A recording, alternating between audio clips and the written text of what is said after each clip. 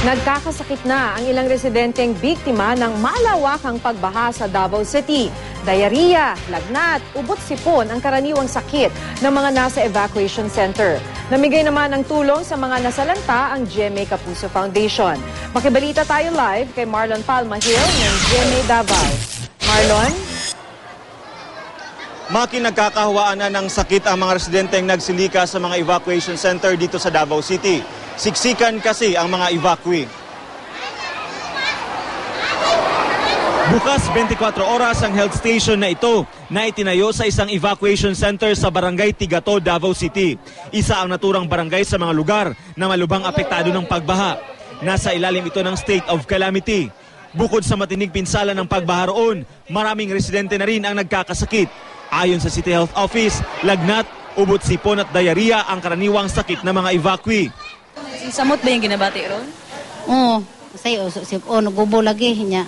May tambal kapalit. Anto na abda na lag baha. Samot. At least naman tayo mga gipangandam dire ng mga tambal paraan na. So sa pagkakaroon kompleto pa man ang amuang kuan medical supplies mga para sa mga tambal. Paalala ng health office sa mga binaha, magpakonsulta agad sa doktor kung may masamang nararamdaman. Kung may malay na bati, di na padugayon naman mid-repairment na nakapost 24 hours. So seek for any consultation dahil. Katuwang naman sa pagbibigay tulong sa libu-libong nasalanta ng baha sa Davao City, ang GMA Davao at GMA Kapuso Foundation. Namimigay ang grupo ng mga gamot at relief goods.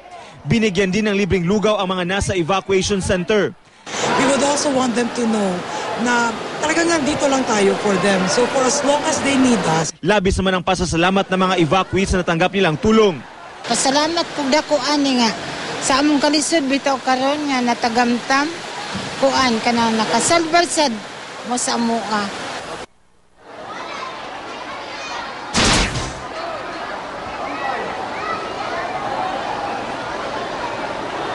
Sa ngayon, makipatuloy pa rin ang pagmomonitor ng GMA Kapuso Foundation sa mga evacuation centers sa lungsod.